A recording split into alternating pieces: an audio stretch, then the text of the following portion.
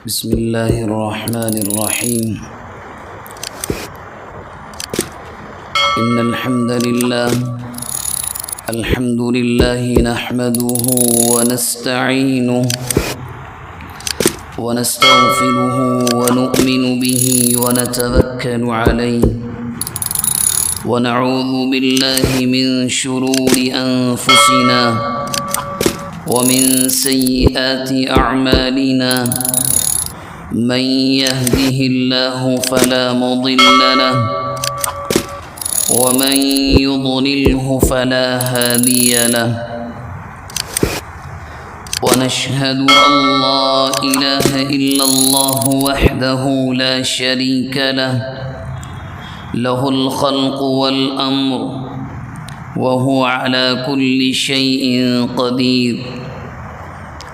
ونشهد أن سيدنا وسندنا ومولانا وحبيبنا وشفيعنا محمدا عبده ورسوله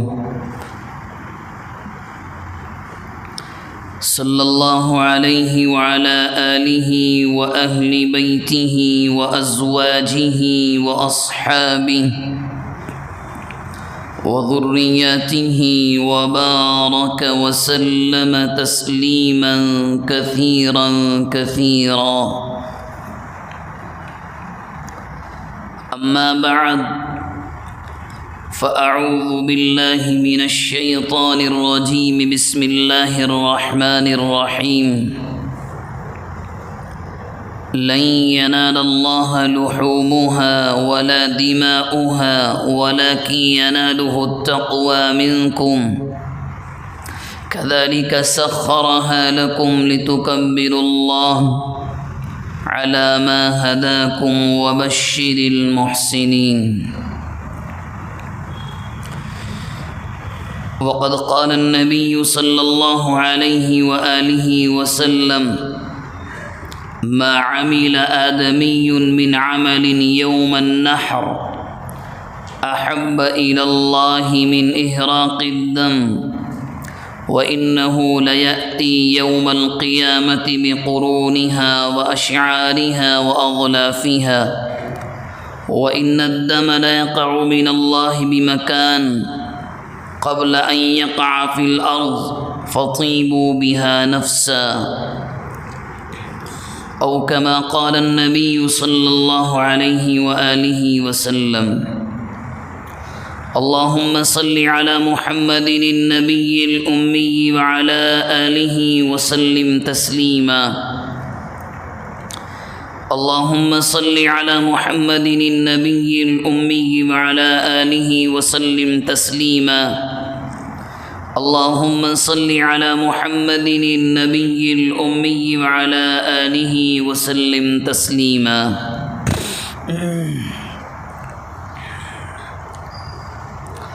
قابل احترام بزرگوں، عزیزوں اور دینی بھائیوں،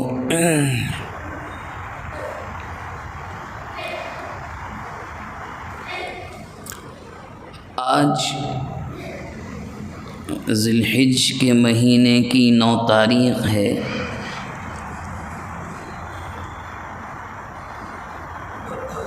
اور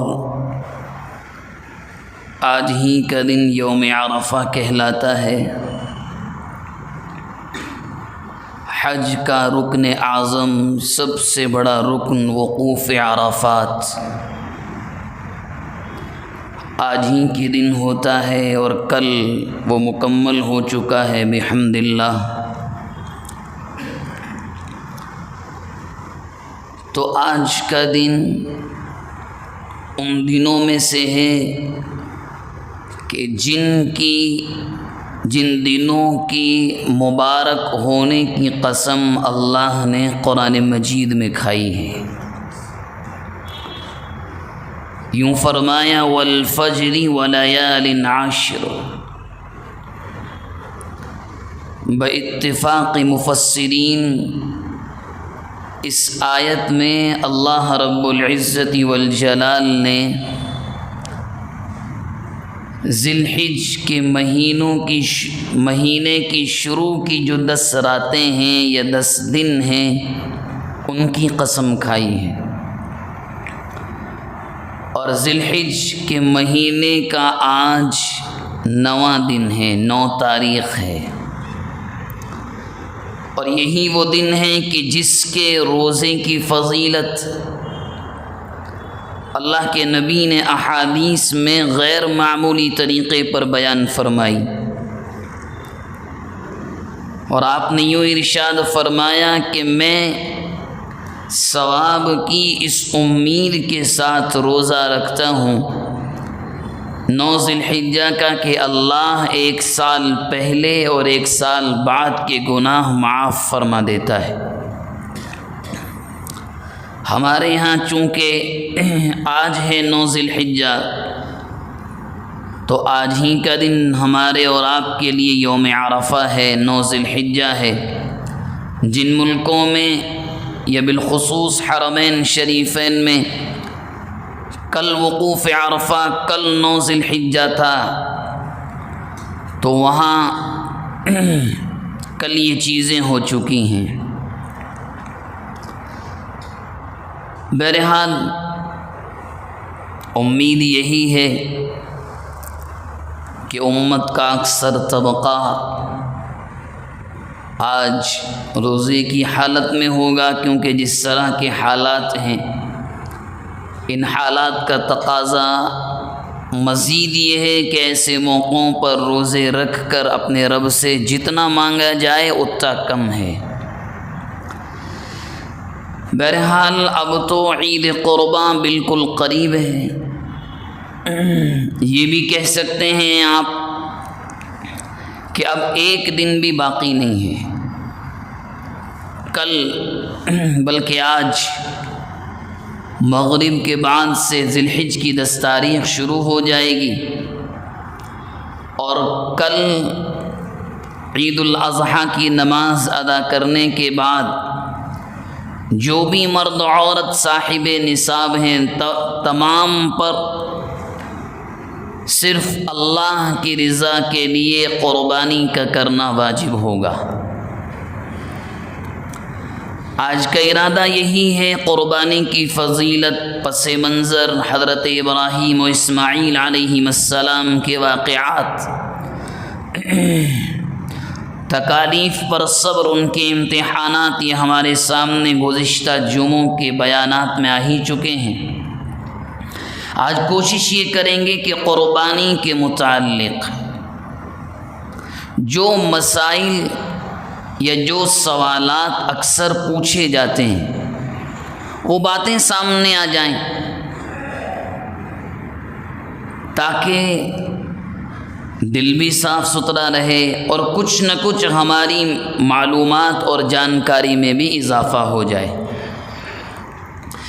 سب سے پہلے تو یاد رکھیں کہ قربانی کے، اللہ کی راہ میں خون بہانے کے 3 دن ہیں۔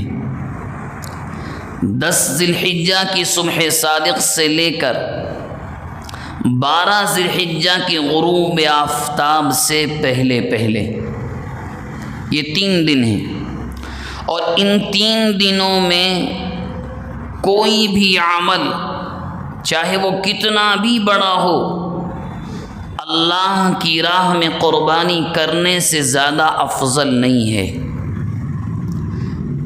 امی جان عائشہ صدیقہ رضی اللہ عنہا فرماتی ہیں کہ اللہ کے نبی علیہ الصلاۃ والسلام نے ارشاد فرمایا، ما عمل آدمی من عمل یوم النحر احب الی اللہ من احراق الدم، کہ قربانی کے دنوں میں جو بھی انسان عمل کرتا ہے ان تمام اعمال میں سے اللہ کے نزدیک سب سے زیادہ بہترین عمل اگر کوئی ہے تو وہ ہے اللہ کی راہ میں قربانی کرنا، جانور کو اپنی حلال کمائی سے خرید کر صرف اس کے نام پر قربان کرنا، یہ سب سے افضل عمل ہے ان 3 دنوں کا۔ جن کی شروعات کل سے ہوگی، اور خود نبی اکرم صلی اللہ علیہ وسلم نے 100 اونٹ ذبح فرمائے۔ بلکہ روایات میں آتا ہے کہ مکہ مکرمہ سے ہجرت کے بعد جب آپ مدینہ طیبہ تشریف لے آئے تو 10 سال مدینہ میں آپ رہے۔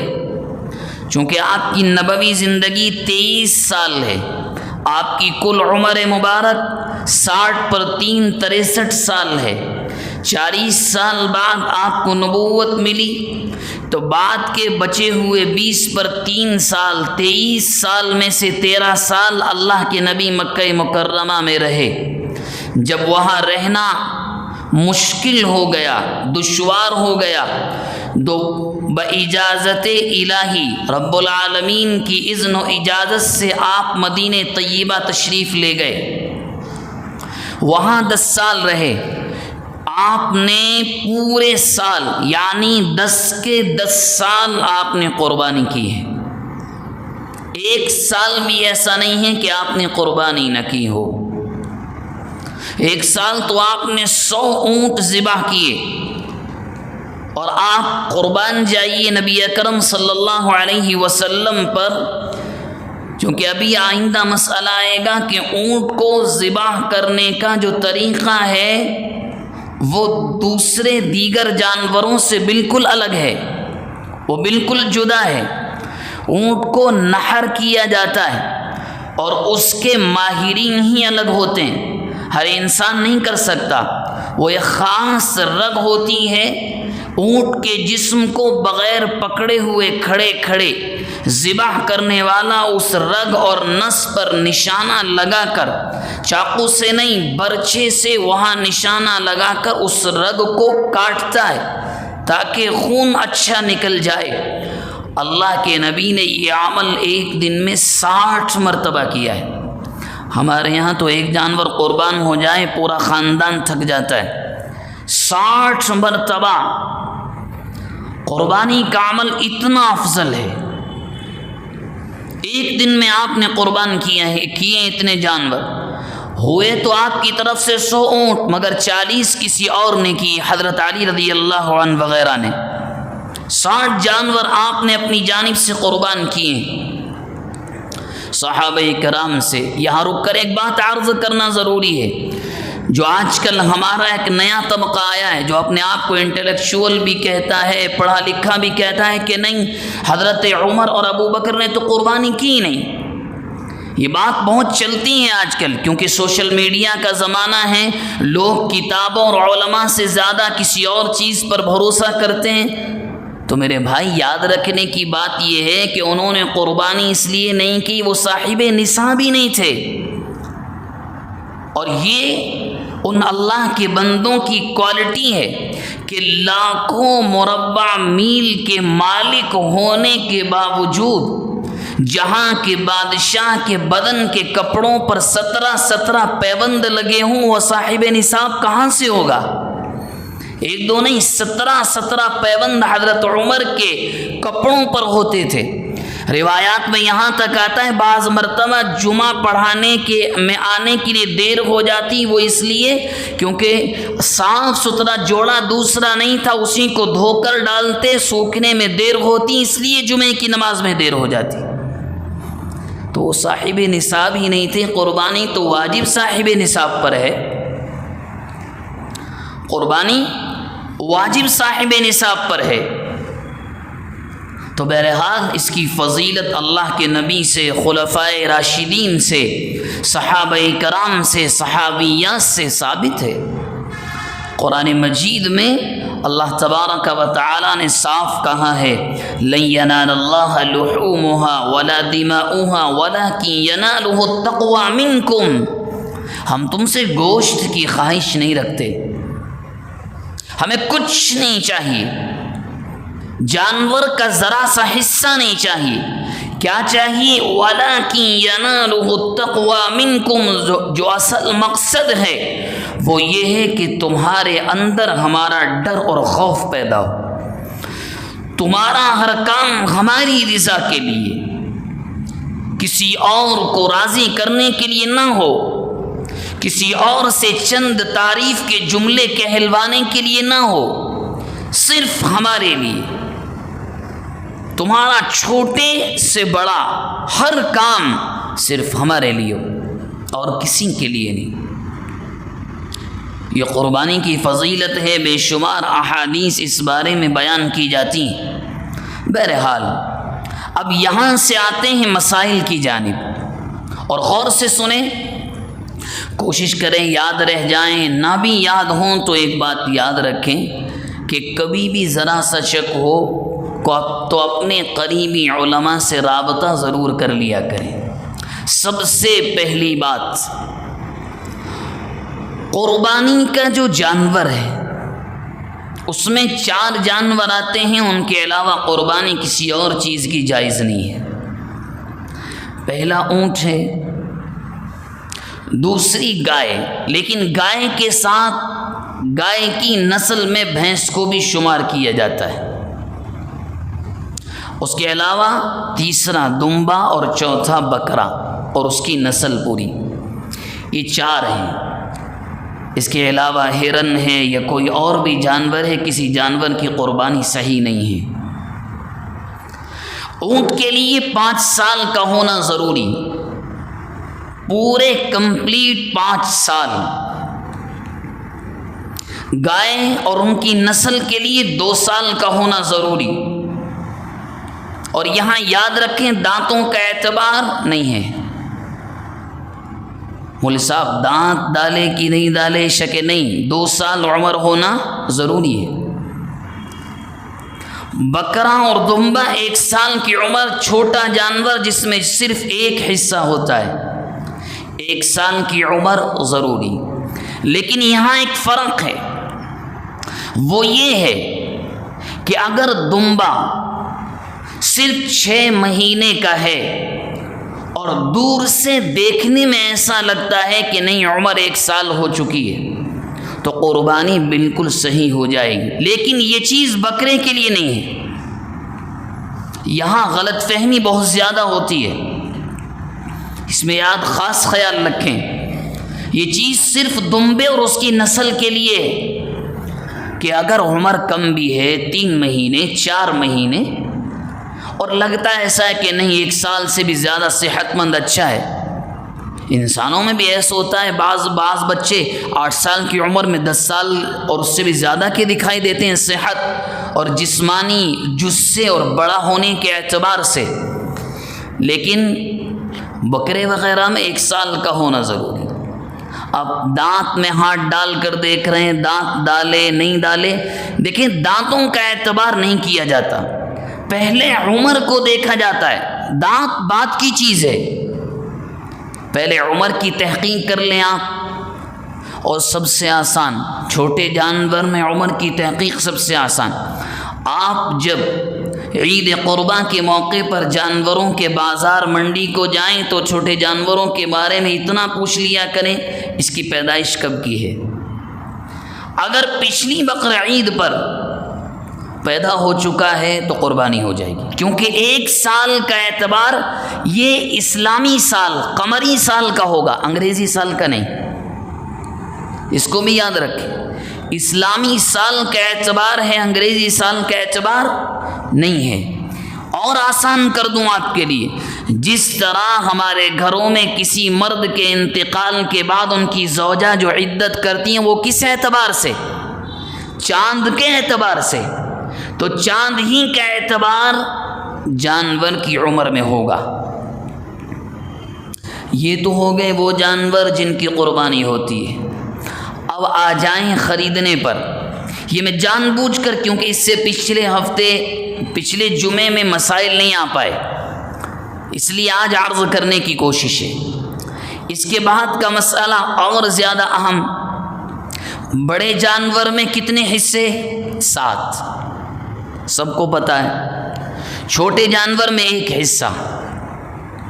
اب مسئلہ آتا ہے بڑے جانور کا، یا چھوٹا جانور بھی لے لیں آپ، میں ہوں یا آپ، اس بات کو بالکل صاف سمجھ لیں، اگر کمائی حرام کی ہے آپ 100 بھی قربانی کر دو کوئی ادا نہیں ہوگی۔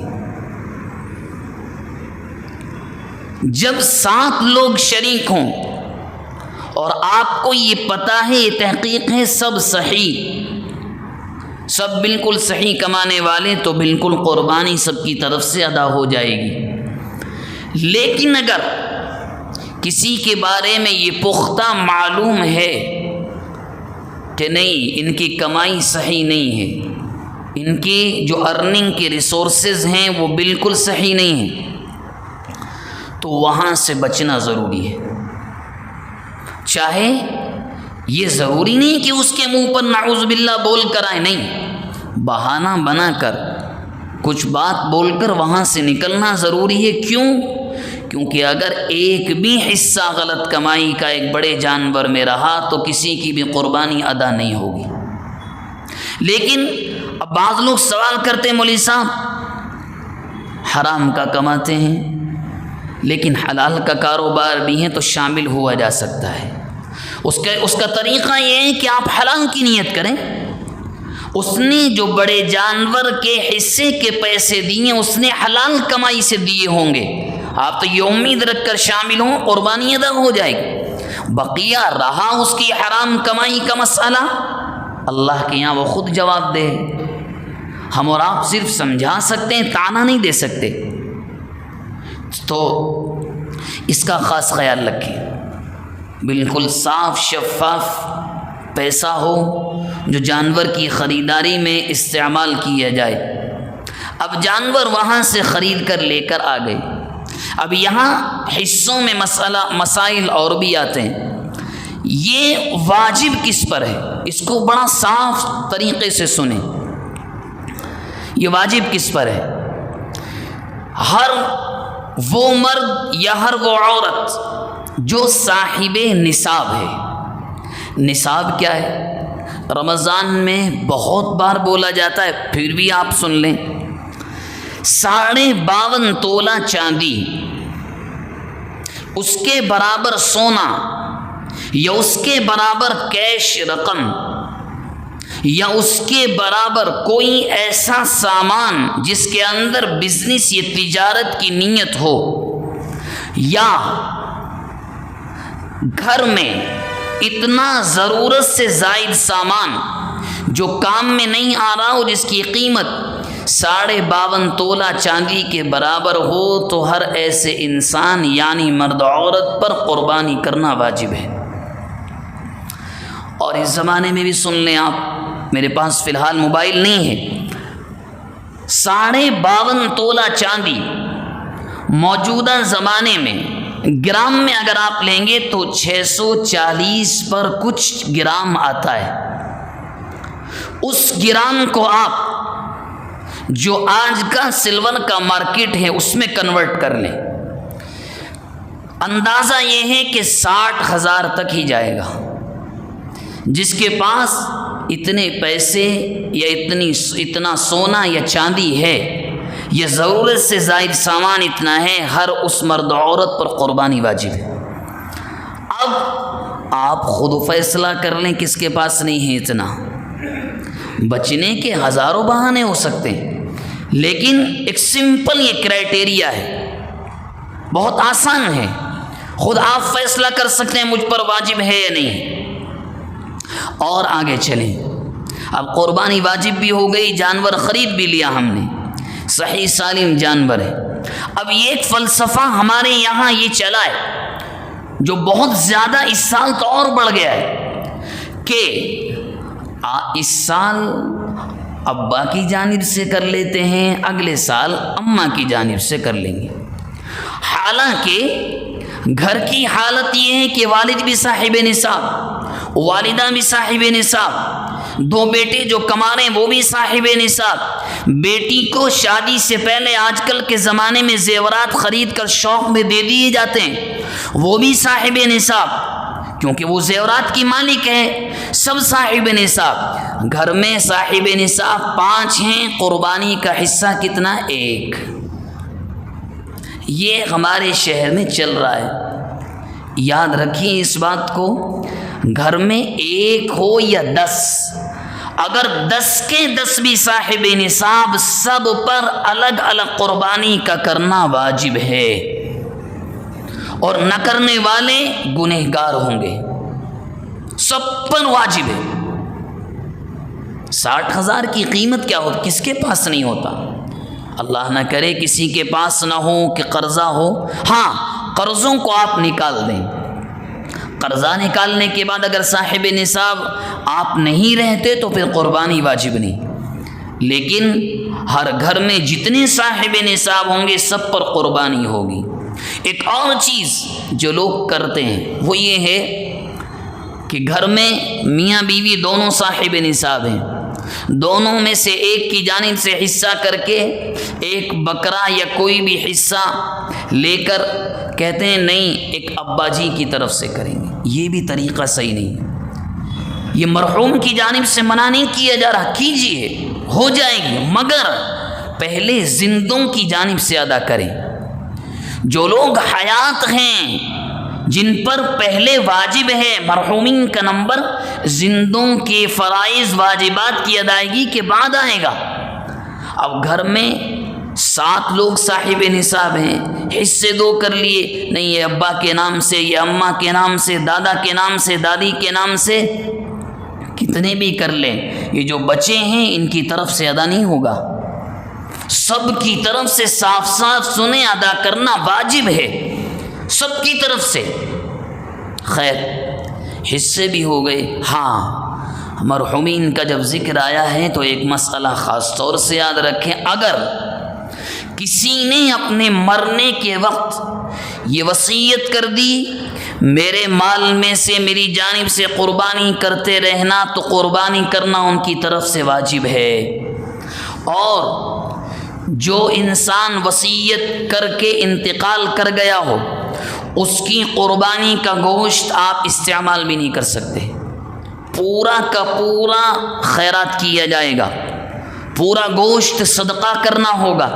ہاں کسی نے نہیں کہا ہے، اللہ نے آپ کو وسعت دی ہے، جتنے گھر میں صاحب نصاب ہیں سب کی جانب سے بھی ادا کر رہے ہیں، والدین کی جانب سے بھی دے رہے ہیں، اللہ کے نبی علیہ الصلاۃ والسلام کی جانب سے بھی دے رہے ہیں، تو کوئی مسئلہ نہیں، اس کا ثواب ان کو پہنچ جائے گا. قربانی کا جانور بھی آ گیا، حصے بھی ہو گئے. اب سب سے بڑا جو مسئلہ آتا ہے وہ ہے وہ کون سے عیب ہیں، وہ کون سی کمیاں ہیں، وہ کون سے فالٹس ہیں کہ جن کی وجہ سے قربانی کا جانور قربانی کے لائق نہیں رہتا.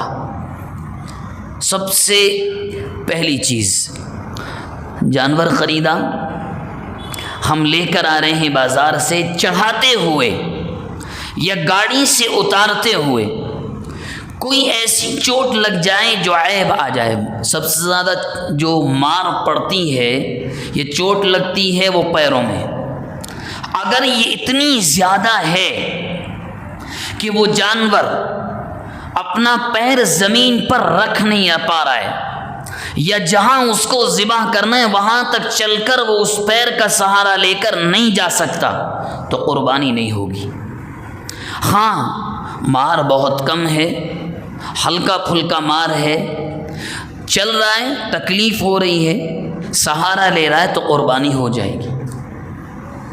اس میں ایک اور مسئلہ خوب غور سے یاد رکھیں. ذبح کرنے لے کر چلے گئے، جانور صحیح سالم تھا، جانور کو گراتے ہوئے کوئی ایسی چوٹ لگ جائے آنکھ میں، کان میں، سر میں، پیر میں، تو وہ چوٹ، وہ مار شمار نہیں کی جاتی، وہ عیب نہیں مانا جائے گا، قربانی ہو جائے گی. وجہ اس کی یہ ہے کہ جانور کو ذبح کرنے کے لیے گرانے کا حکم شریعت نے دیا ہے، تو ہم ذبح کرنے کے طریقے میں اگر کچھ ہو جائے تو کوئی فرق نہیں پڑتا، قربانی ہو جائے گی. اس سے پہلے اگر پیر میں اتنی چوٹ لگی، چل نہیں پا رہا ہے، اس کا سہارا نہیں لے، رکھ ہی نہیں رہا ہے، تو قربانی نہیں ہوگی. اور آگے چلیں، جانور کی دم اگر آدھی یا اس سے زیادہ کٹی ہے تو قربانی نہیں ہوگی، آدھی یا اس سے زیادہ باقی ہے تو قربانی ہو جائے گی، کوئی مسئلہ نہیں. اسی طرح مارکیٹ میں، جانوروں کے بازار، منڈی میں کانوں میں سوراخ ڈال دیے جاتے ہیں، اس سے بھی کوئی فرق نہیں پڑتا. ہاں اگر 1/3 یا اس سے زیادہ کان ڈیمیج ہے تو پھر قربانی نہیں ہوگی. زیادہ ہی کٹ گیا پورا ہی چلا گیا تو پھر قربانی نہیں ہوگی۔ اسی طرح بعض مرتبہ جانوروں کے جسم میں خارش آ جاتی ہے لانے کے بعد، مثال کے طور پر آپ کسی قریے میں گئے، وہاں سے بڑا یا چھوٹا جانور خریدا، ماحول، موسم، کھانا پانی چینج ہوا، جانور کو خارش آ گئی، کھجلی ہو گئی، آپ نے علاج کی کوشش کی، نہیں ہو پایا۔ اگر یہ مرض اتنا بڑھ گیا کہ وہ جانور کمزور پڑ گیا، خطرہ ہے گوشت متاثر ہونے کا، تو قربانی نہ کریں، اب اس کی قربانی نہیں ہوگی۔ دوسرا، صحیح سالم جانور آپ خرید کر لے آئیں، اس کو کسی قصائی کو بھی دے سکتے ہیں، صدقہ بھی کر سکتے ہیں، بیچ بھی سکتے ہیں۔ اس کے بعد اگر جانور کی آنکھ کا مسئلہ، ایک آنکھ سے بالکل نظر نہیں آ رہا ہے تو قربانی نہیں ہوگی۔ ہاں اگر 1/3 یا اس سے زیادہ نظر آ رہا ہے تو قربانی ہو جائے گی۔ اب آپ کہیں گے یہ کیسے جانچا جائے؟ تو جانور کے ماہرین بھی ہیں، وہ آرام سے اندازہ کر کے، چارہ دکھا کر یا کچھ بھی کر کے بتا دیتے ہیں اس کو کتنا نظر آ رہا ہے، تو اس کا بھی خیال رکھیں۔ بہرحال قربانی ہو گئی۔ اب جب قربانی کا وقت آئے، گرانے کا، لٹانے کا بار بار طریقہ بولا جاتا، آپ سب کو معلوم ہے، تو یہاں 2-3 مسئلے اہم ہیں جن کو غور سے سن لیں آپ۔ نمبر 1، پہلی بات تو یہ کہ اللہ کے لیے سالوں سے ہم بولتے آ رہے ہیں خود ذبح کیا کرو، خود ذبح کرنے کی فضیلت بے پناہ کی ہے، خود کرو۔ اس سے بڑی دلیل کیا ہوگی کہ اللہ کے نبی نے 60 اونٹ اپنے ہاتھ سے کیے ہیں، اپنے ہاتھ سے۔ ٹھیک ہے کسی بزرگ سے، کسی عالم سے کرا لینا بھی ٹھیک ہے، کوئی مسئلہ، لیکن کوشش کریں خود کریں جانور ذبح، خود جانور ذبح کریں۔ چلیں خود ذبح کرنے بھی بیٹھ گئے، مگر ایسا ہوا کہ قصاب کی، قصائی کی مدد لینا ضروری ہے۔ اب یہاں ایک مسئلہ یاد رکھیں، جانور کی گردن پر جتنے لوگ، خوب غور سے سنیں، جانور کی گردن پر جتنے لوگ چاقو یا چھری چلائیں گے ذبح کرنے کے لیے، سب کا تکبیر اور بسم اللہ پڑھنا ضروری ہے۔ کوئی برا نہ مانے، کسی قصاب کو نشانہ بنا کر نہیں کہہ رہا ہوں، مگر حالتیں اچھی نہیں ہیں، منہ میں گٹکا بھی چل رہا ہے، ذبح بھی کر رہے ہیں، فلاں چیز کھا بھی رہے ہیں، ذبح بھی کر رہے ہیں۔ تو اللہ کے بندو یاد رکھیں، جس جانور پر اللہ کا نام نہیں لیا جائے گا وہ حلال نہیں ہوگا۔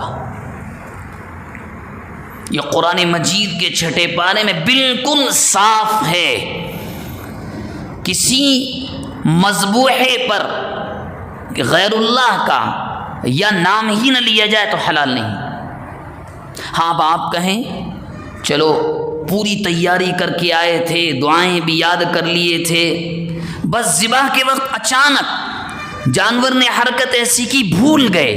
اگر واقعی بھول گئے تو حلال ہو جائے گا، لیکن جان بوجھ کر چھوڑ دینا، نہ پڑھنا، یہ صحیح نہیں ہے۔ اور اس موقع پر کوئی بھی نہیں بھولتا، سال میں ایک ہی مرتبہ ذبح کرتے ہیں، کون بھولتا ہے؟ بسم اللہ، اللہ اکبر، اس کے بعد کی دعائیں، اس سے پہلے کی دعائیں خود پہلے یاد کر لیں، نہ ہو کسی سے سیکھ لیں۔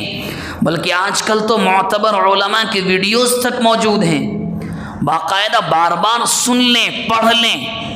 لیکن گزارش آخر میں پھر وہی ہے، خود ذبح کیجیے، اس ذبح کرنے کی فضیلتیں الگ ہیں۔ اور پہلے دن کوشش کریں کہ پہلے دن ذبح کر لیں، سب سے زیادہ ثواب 10 ذی الحجہ کو ذبح کرنے کا ہے، اس کے بعد 11 کو، اور یہ ثواب کم ہوتا جاتا ہے دنوں کے اعتبار سے۔ اب ذبح کر لیا، ایک غلطی ذبح کرنے میں سال در سال بڑھتی چلی جا رہی ہے، اس میں بالخصوص قصابوں تک اگر یہ بات پہنچا دیں، اگر ہوں کوئی ایک تو پہنچا دیں، وہ یہ ہے جانور کی 4 رگیں ہوتی ہیں، جتنا ہم جانتے ہیں، باقی آپ تحقیق کر لیں، ایک کھانے کی، ایک پینے کی، ایک سانس کی، ایک خون کی رگ ہوتی ہے، جن کا تعلق دماغ وغیرہ سے، 2 کا دماغ سے اور 2 کا کھانے پینے سے ہوتا ہے۔ صرف ان 4 کو کاٹنا ضروری ہے بس۔ اب ہمارے یہاں ہو کیا رہا ہے، جو نیچرل وہ بول رہا ہوں آپ کو، ہمارے یہاں ہو کیا رہا ہے، ایک صاحب نے 4 جانور کو پہلے سے طے کر لیا، آپ کا بھی میں ذبح کروں گا، آپ کا بھی، آپ کا بھی، اور وقت کم ہے۔ یہاں ہوتا کیا ہے، 4 رگیں کاٹنے کے بعد بھی الگ سے چاقو جانور کے مغز تک پہنچا کر ہلایا جاتا ہے باقاعدہ۔ یہ بالکل مکروہ، غلط ہے، یہ بالکل غلط ہے، باقاعدہ بعض علماء نے حرام کہا ہے، کیونکہ جانور کو ذبح کرنے میں تکلیف دینا بھی جائز نہیں ہے۔ اسی لیے تو کہا جاتا ہے چاقو چھری جتنے اوزار اس میں کام آنے والے ہیں اس کو پہلے سے تیز کر لو۔ یہاں تک علماء نے لکھا ہے اپنے جانور کو ذبح کرنے کے لیے ایسے قصاب کو طے کریں جو ماہر ہو، برساتی کو نہیں کہ بس بقرعید کے موسم میں قصاب بن گئے، کیونکہ اگر جانور کو تکلیف ہوئی تو اس کا بھی حساب دینا ہوگا۔ 4 رگیں کٹ گئیں، چھوڑ دیجیے آپ ذبح۔ ان 4 رگوں کو کاٹنے کا مقصد کیا ہے وہ بھی شریعت نے بتلایا۔ مقصد یہ ہے کہ جسم کا پورا خون نکل جائے بس، اور وہ ایک دم نہیں نکلتا، اس کو کم از کم 15-20 منٹ چاہیے، کم از کم۔ ہمارے ہاں چھوڑا ہی نہیں جاتا، کم از کم 15-20 منٹ چاہیے۔ اگر یقین نہ ہو تو میڈیکل سائنس میں آپ تحقیق کر کے دیکھ لیں، 15-20 منٹ اس کو چھوڑ دیں۔ اور اس کا فائدہ کیا ہے وہ سنیے آپ۔ قربانی کے ذریعے سے اللہ، مقصد کیا، اللہ کو راضی کرنا، اس کا انعام کیا ملتا ہے، گوشت کھانا۔ گوشت میں کیا رہتا ہے، خون۔ ان 4 رگوں کو کاٹنے کا جو حکم دیا گیا وہ اس لیے کہ جانور کے گوشت سے مکمل خون کا قطرہ قطرہ باہر آ جائے، مقصد یہ ہے۔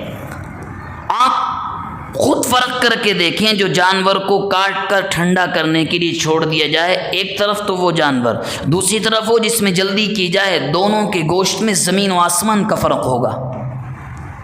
ہم یہاں غور ہی نہیں کرتے۔